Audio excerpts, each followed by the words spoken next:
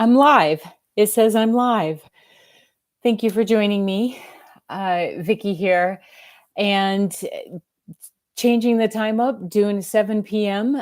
Eastern Standard Time, because I want to respect those that are in different time zones if they happen to make it. Coming to you from, we don't know what to call this room. It's an additional room on our house. It's Four Seasons because it's got a stove in it. Obviously, got some log stuff, but it's hot. It's hot in New York right now. And I thought this is a nice place to be with the cross breeze, and all the animals are around, so we may see them too. But thank you for tuning in to and watching the other lives. Doing this just as a get to know you. No big deal. I'm a pretty low drama person, so if there's some tuning in for that, that's not going to happen here.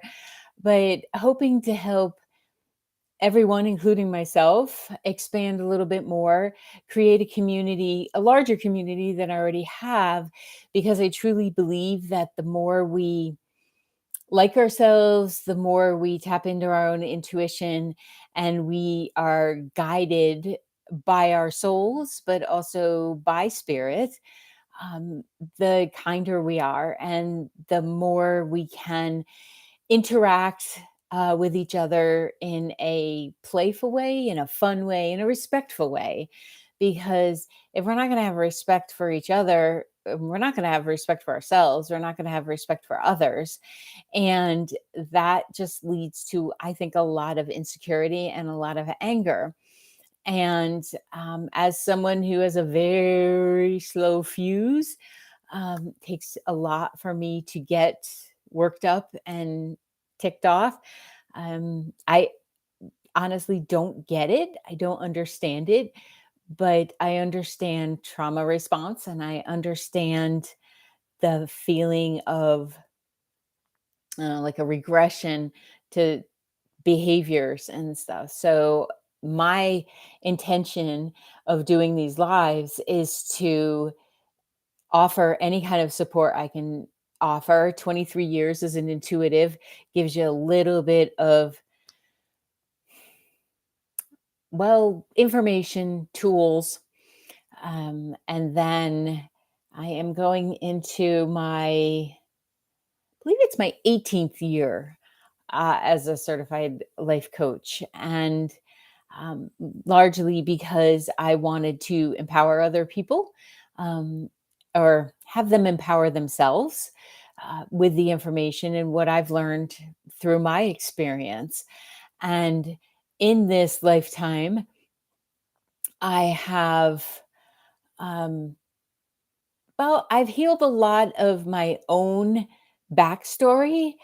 And I've done that with the help of others. I've done that by reading a lot. I've done that with my own coaches and my own therapists. And I've done it by working with my clients. Some of my clients are the most amazing people on this planet. I just know they are. And I have learned so much from interacting with them and then them trusting me with their experiences and their sadness and their vulnerability. So just this week, I did a podcast episode, just came out today actually, about that, about the vulnerability of not knowing and admitting that we don't know something. It can be tricky because there's so much messaging around having to know everything, especially by the time you're an adult, and especially by the time you're in your fifth decade. And I, on a daily basis, say, oh, I didn't know that. Like, I just watched a video on chia seeds that I didn't know you were supposed to soak them first before you eat them. I eat them every stinking day. And I'm like, huh, this could explain a lot. I mean, it makes sense when you make chia pudding, it blows up. So I'm just going to let your brain imagine what that video was about. But you better bet tomorrow morning I'm going to soak them before I put them in my morning smoothie and just see if there's a difference there. I believe these things happen not just from algorithm, but from our pursuit of information And to the point of my podcast this week, the willingness to admit I don't know something. I didn't know I needed to know about chia seeds, but now I'm excited. And when I get excited about something, I tend to share.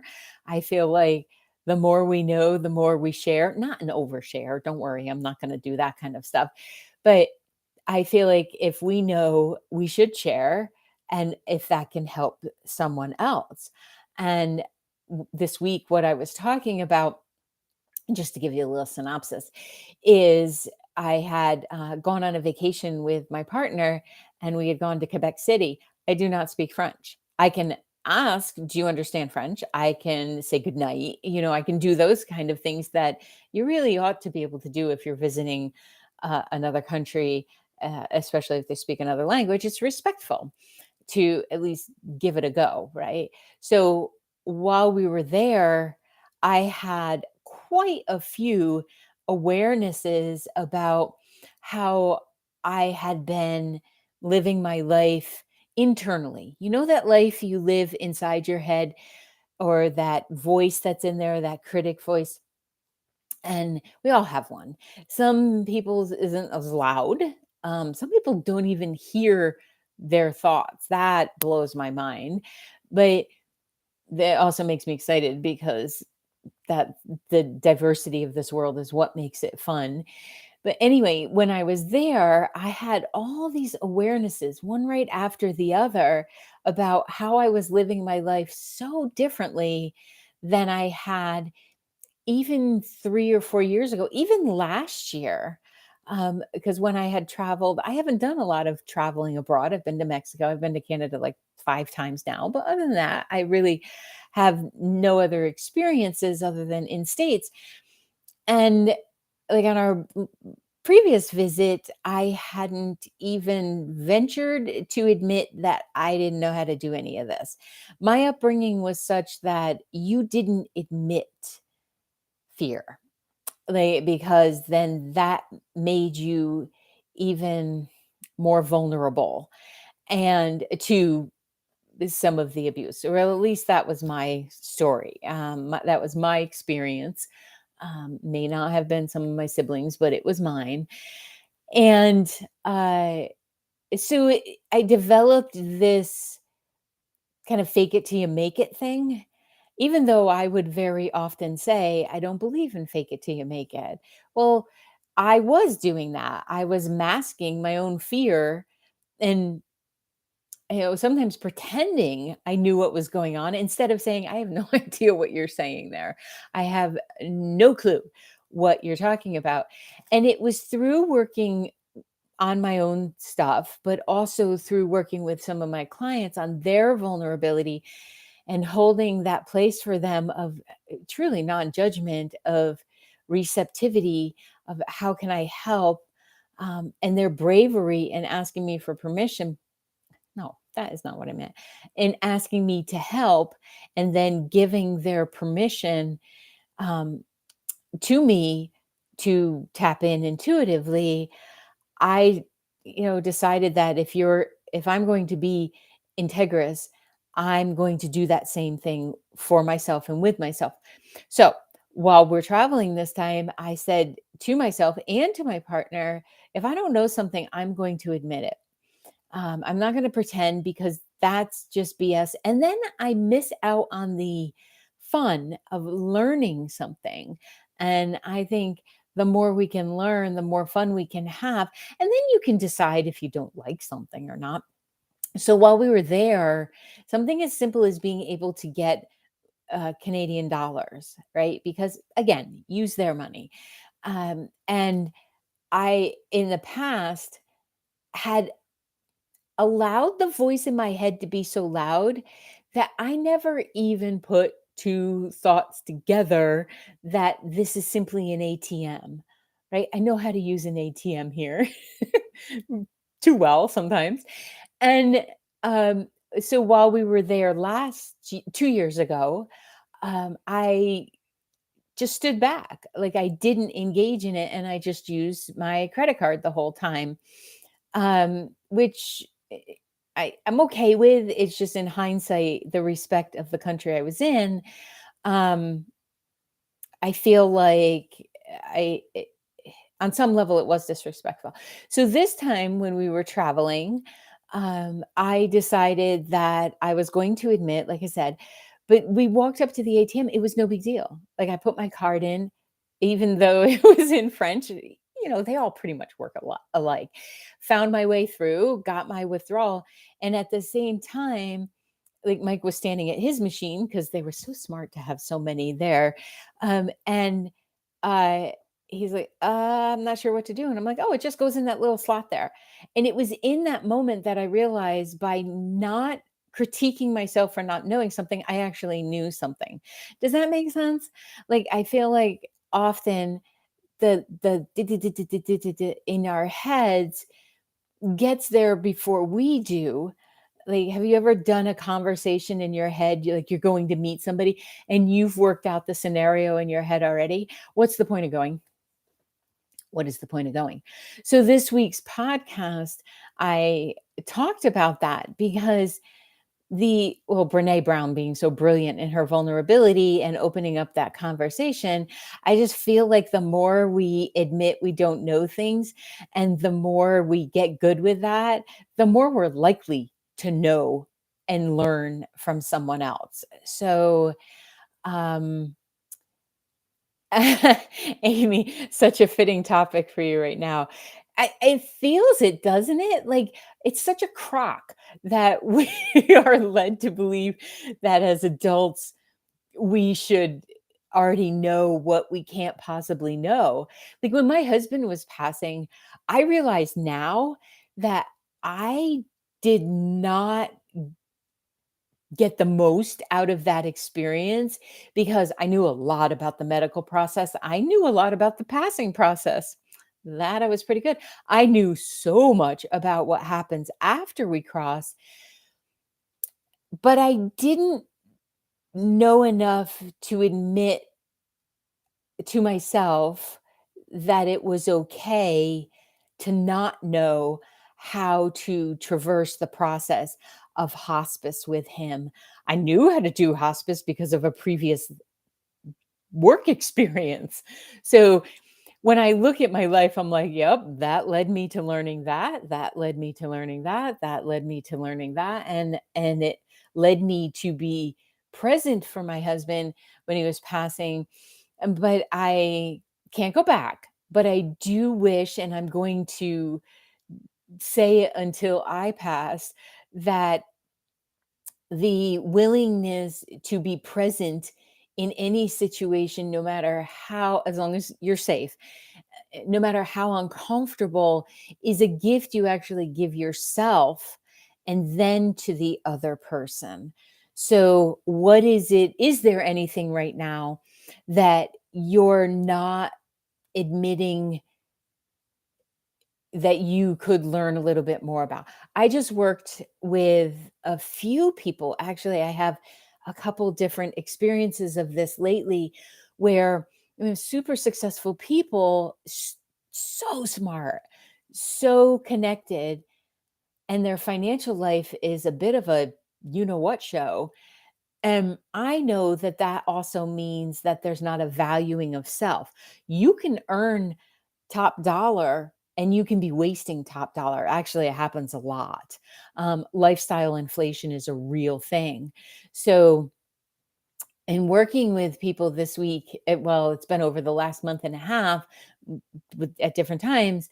Um, I, my experience of realizing, oh, I have to get good at not knowing something to really love my life and to really love being here.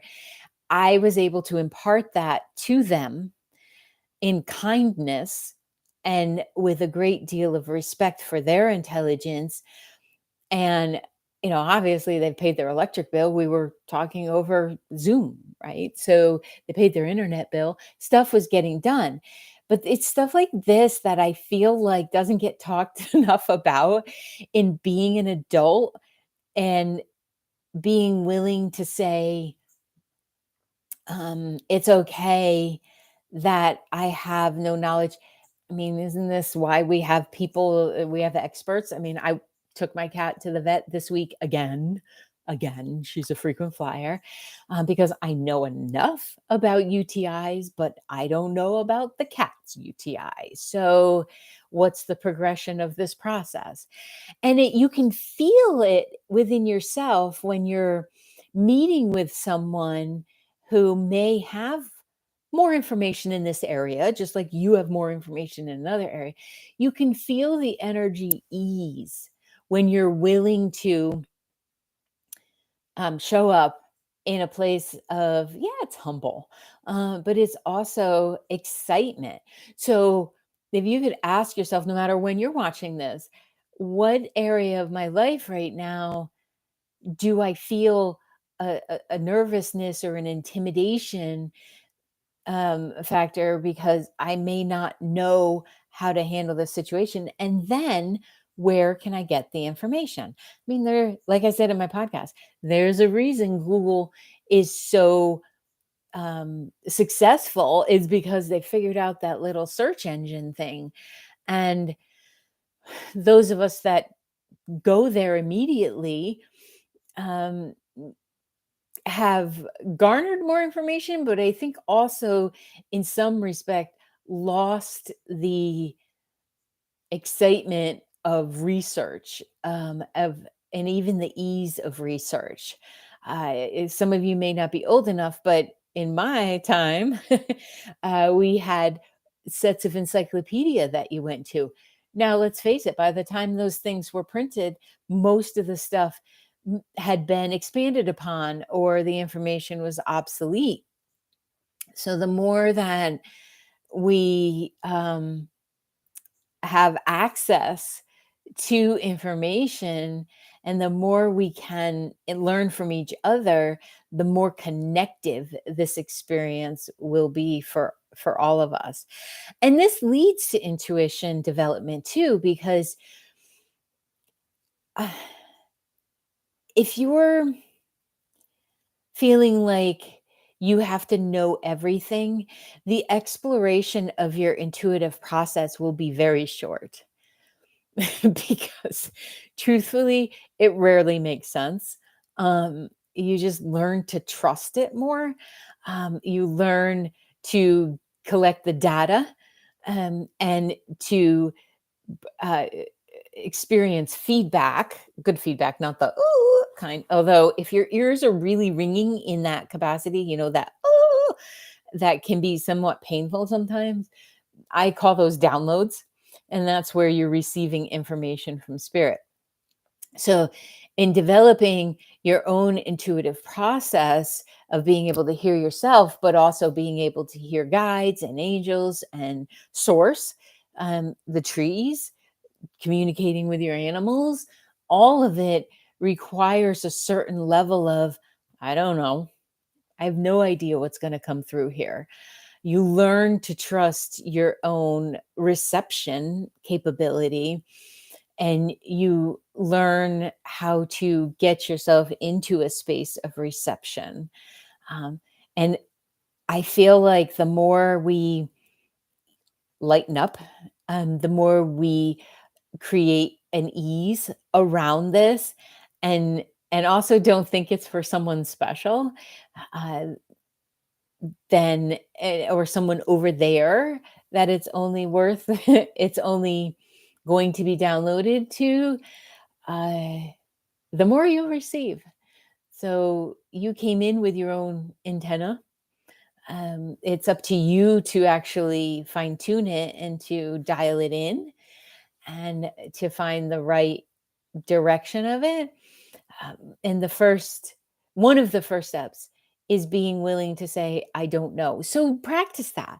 The next time someone is looking at you or someone is requesting something of you and you feel like you ought to know this, just take a breath and say, in whatever way it feels the most respectful, I actually don't know. I not sure what to tell you here, but I will get the information. Most people, if they're reasonable enough, are willing to hear that. They're willing to hear that there's a void in your knowledge. And I see this a lot with people who have advanced degrees, the hesitancy to admit that they don't know something. Um, and I feel like what happens then is there can be a posturing of a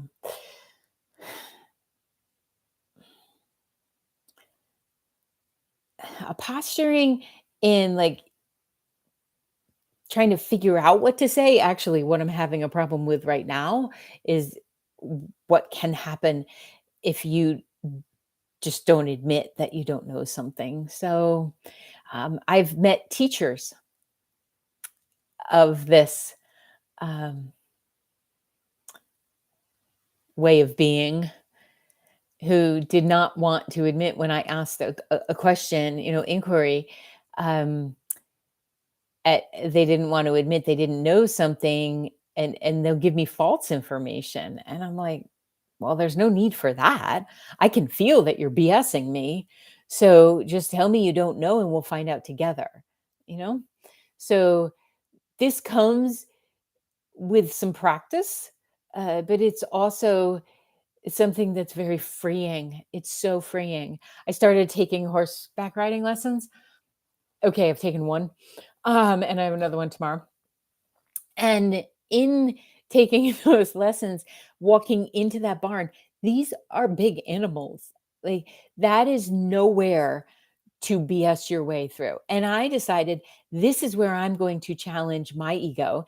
This is where I'm going to challenge my knowing and the inner critic and that imposter syndrome that shows up often when when we feel like we have to fake it to make it. So as I'm taking these lessons, I am clear to say, I don't know what I'm doing here. I don't know how to put a bit on. I don't know how to clean that stall out. I know how to shovel, you know what, but I don't know how to clean the stall out that's in the best interest of the animal, because they all have very different, it's fascinating, needs and likes and everything. So I decided when it comes to safety, I am always going to admit I don't know what I'm doing, even if I feel a regression to a child self who would get in trouble for not knowing. Right. So that imposter syndrome is a big thing until you recognize it only gets empowered by continuing the process of faking it till you make it, but also believing external information. And usually that external information isn't even based on something you experienced. But there is a tendency in our society to not give space for not knowing. So I feel like people have learned to play it up or speak it up. Sometimes when I'm doing employee applications and working with a company and I'm looking over employee applications, if I get brought into, if it person makes it far enough into the interview process, and then I get brought in as an unofficial representative of the company, when I go in, I actually say I'm here for you as much as I'm here for the company. So I will know if you're BSing me. I'm just good at that. They don't have to know what I do for a living. I'm just good at that. So please show me who you are. Please show me what you know. This is a safe space. And not everybody's going to believe me or trust me, because that's not really how most of our world works. But can you imagine if it did? Like, how refreshing that would be. I had a doctor one time. I could feel that she was giving me a line of hooey. And I said to her, with all due respect, I would rather you leave this room right now and go consult online, a book, a fellow, um, maybe you're attending. I would rather you tell me right now you don't know than you fake this thing and end up in a procedure I don't need. And that actually ended up being the best case scenario because it ended up being something very minor and she was jumping to like catastrophic levels. And having a conversation afterwards, I acknowledged to her that I understand that that's not the premise of med school. I get it. But if we're going to be reducing our stress and turning down the inflammation in our body, we have to look at where are we stressing ourselves out. And this is one area of pretending we know something when we don't know it. So, um, could you challenge your ego? And I love the ego. I think it's amazing. I think it's beautiful. Could you challenge your ego when that feeling of imposter syndrome is coming up? Talk kindly. Nothing ever works by saying, drag it or you're stupid or anything like that. Nothing ever goes well that way. Just don't even bother. Could you challenge it by saying, I understand that you're here and you're giving me this feeling of being an imposter, a fake, a fraud, um, uh, uh, someone who's phoning it in. Um, I understand that you're giving me that because you want me to get out of this situation.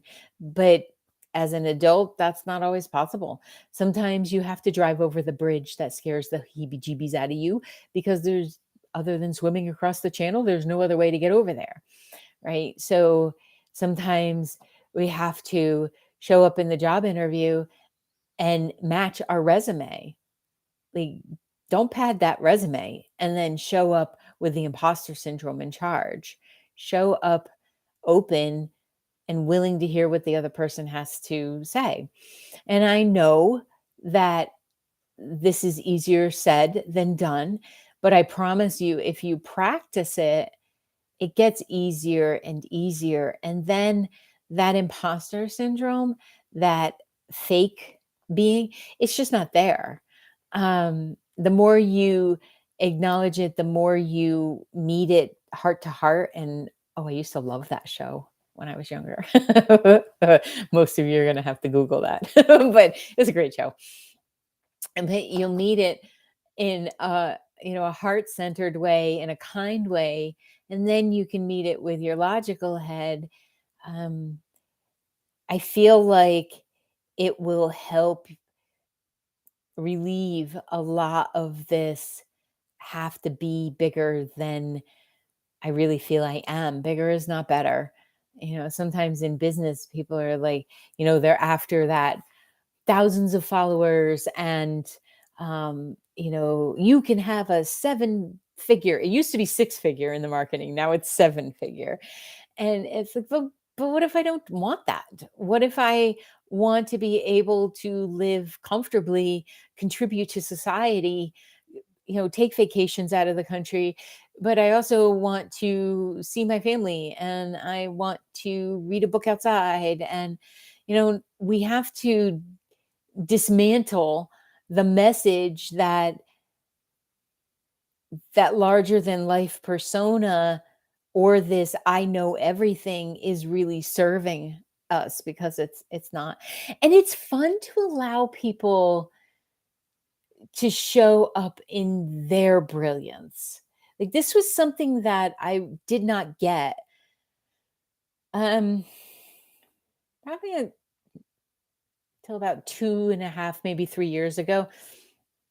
I actually didn't get that. I didn't get that you can get like a contact frequency or a contact high vibration when you say that you don't know something and then the other person actually knows it and then they get to explain it to you, especially with kids.